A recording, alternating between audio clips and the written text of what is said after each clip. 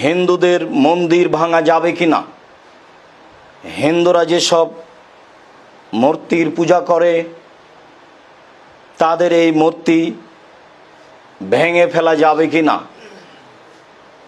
সম্মানিত দর্শক মণ্ডলী, কথাটি অতীব গুরুত্বপূর্ণ। মন্দির মূর্তি ভেঙে ফেলার বিষয়টি আপনাদের কাছে স্পষ্ট করতে চাই। আর তা হচ্ছে এই, একজন অমুসলিম একটি মুসলিম দেশে বসবাস করার জন্য রাসূল সাল্লাল্লাহু আলাইহি সাল্লামের পক্ষ থেকে 3 ধরনের নিরাপত্তা রয়েছে। তার একটি হচ্ছে মুআহাদ, চুক্তি হয়ে কোনো অমুসলিম শাসকের সাথে মুসলিম শাসকের চুক্তি হয়েছে এই মর্মে যে তারা তাদের বিরুদ্ধে যাবে না, কেউ কারো ধর্ম নিয়ে বা কোনো বিষয় নিয়ে একজন আরেকজনের বিরুদ্ধে যাবে না, আক্রমণ করবে না। যেমন হুদায়বিয়ার সন্ধি, রাসূল সাল্লাল্লাহু আলাইহি সাল্লাম মক্কার মুশরিকদের সাথে 5 হিজরিতে হুদায়বিয়ার সন্ধি করেছিলেন। সন্ধির বিষয়গুলি আপনাদের জানা আছে। সন্ধিদের ভিত্তিতেই রাসূল সাল্লাল্লাহু আলাইহি সাল্লাম সে বছর কাবা ঘরে প্রবেশ না করে ফিরে গেছিলেন। সামনের বছর এসে মাত্র 3 দিন থাকবেন এই শর্তে। সম্মানিত দর্শক মণ্ডলী, সেটাই হচ্ছে মুআহাদ, সেটাই হচ্ছে চুক্তি। একজন মুসলিম সরকার অমুসলিম সরকারের সাথে বা একজন অমুসলিম সরকার মুসলিম সরকারের সাথে লেনদেন লিয়াজু করে থাকবেন, যাতে কেউ কারো কোনো প্রকার ক্ষতি করবে না, পূর্ণ নিরাপত্তার সাথে অবস্থান করবে, বসবাস করবে। আর একটি পদ্ধতি হচ্ছে জিম্মি। মুসলিমদেরকে ট্যাক্স দিয়ে বসবাস করার অনুমতি পাবে। যখন কোনো অমুসলিম মুসলমানকে ট্যাক্স দিয়ে, মুসলিম সরকারকে ট্যাক্স দিয়ে বসবাস করার অনুমতি নেবে, তখন মুসলিম সরকারের পক্ষ থেকে এই অমুসলিমকে পূর্ণ নিরাপত্তা দিতে হবে। সেই অমুসলিম একটি মুসলিম দেশে তার জান, তার মাল, তার ধর্ম একবারে পূর্ণ নিরাপত্তার সাথে সে রাখবে এবং পালন করবে। তার ধর্ম পালন করতে কেউ তাকে বাধা দিতে পারবে না, তার জানমালও কেউ লুটে নিতে পারবে না। তার নাম হচ্ছে জিম্মি।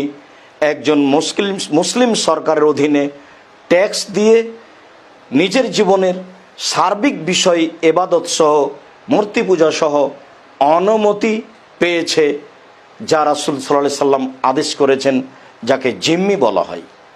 সাথে সাথে আরেকটা বলা হয় আল মুস্তামান, ভিসার মাধ্যমে অনুমতি পাওয়া। যেমন আমরা এখন দেখতে পাই যে এক দেশের মানুষ ভিসার মাধ্যমে আরেক দেশে যায়।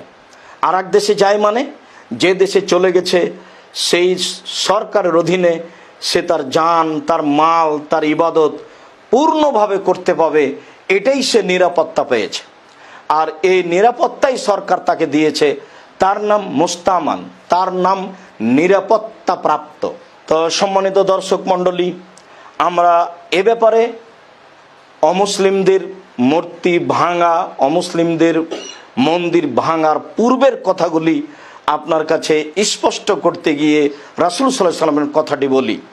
রাসূল সাল্লাল্লাহু আলাইহি সাল্লাম বলেন, মান কাতালা মুআহাদান লাম ইয়ারিহ রায়হাতাল জান্নাহ লাই ফাইন্না রিহাহা লা ইউজাদু মিন মাসিরাতে 40 খরিফা।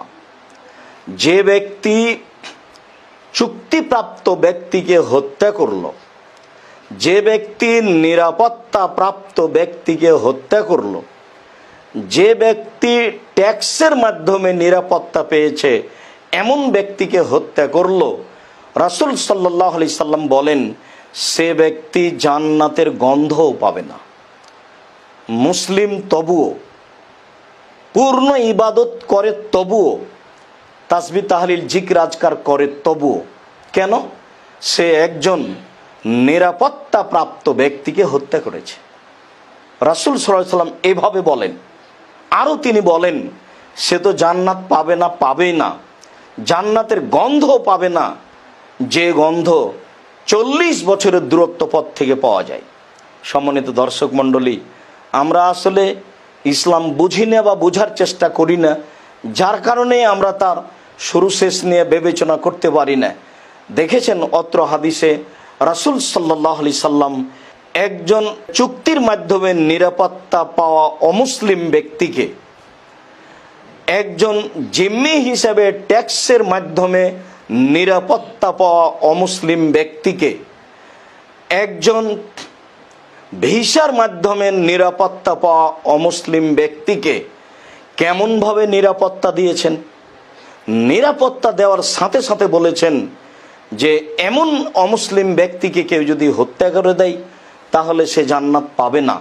জান্নাত তো পাবে না, পাবেই না, সে জান্নাতের গন্ধও পাবে না। তাহলে তাদের মূর্তি, তাদের মন্দিরকে ভেঙে ফেলার তো কোনো প্রশ্নই আসে না। আশা যে বিষয়টি আপনাদের কাছে স্পষ্ট হয়েছে। সম্মানিত দিনী ভাই বোন, আল্লাহ তাআলা সূরা আনাম 108 নম্বর আয়াতে বলেন, আল্লাহ তাআলা বলেন, ওয়ালা তাসুব্বুল্লাযীনা ইয়াদউনা মিন দুনিল্লাহি ফায়াসুব্বুল্লাহা আদুব্বান বিগাইরি ইলমিন। যারা আল্লাহকে ছেড়ে অন্যের ইবাদত করে, তোমরা তাদের মূর্তিকে, তাদেরকে গালি দিও না। কেননা তোমরা যদি তাদের মূর্তিকে গালি দাও তাহলে তারাও তোমাদের আল্লাহকে গালি দিবে।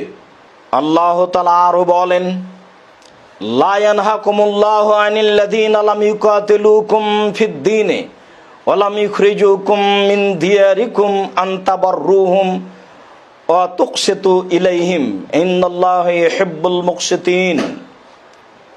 আল্লাহ তাআলা বলেন, ওদের সাথে আল্লাহ তাআলা সদাচরণ করতে নিষেধ করেন না,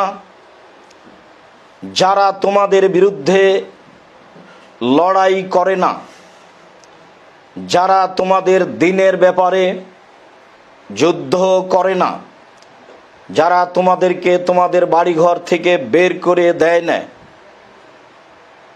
তোমরা তাদের সাথে সদাচরণ করো, তাদের সাথে ন্যায় বিচার করো। নিশ্চয় আল্লাহ তাআলা ন্যায় বিচারকদের ভালোবাসেন। সূরা মুমতাহানা 8, সূরা মুমতাহানার 8 নম্বর আয়াতে স্পষ্ট প্রমাণ হয় যে হিন্দু বা অমুসলিম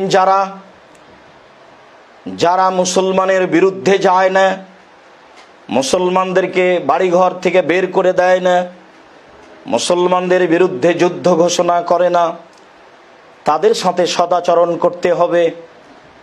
সদাচরণের মূল দিক, তাদের মূর্তিকে ভাঙার আদেশ দেওয়া যাবে না, তাদের মন্দির ভেঙে ফেলার আদেশ দেওয়া যাবে না, তাদেরকে তাদের মতো ইবাদত করার পূর্ণ সুযোগ দিতে হবে, তাদের দাওয়াত দিতে হবে আল্লাহর পথে, সেইটি ভিন্ন কথা।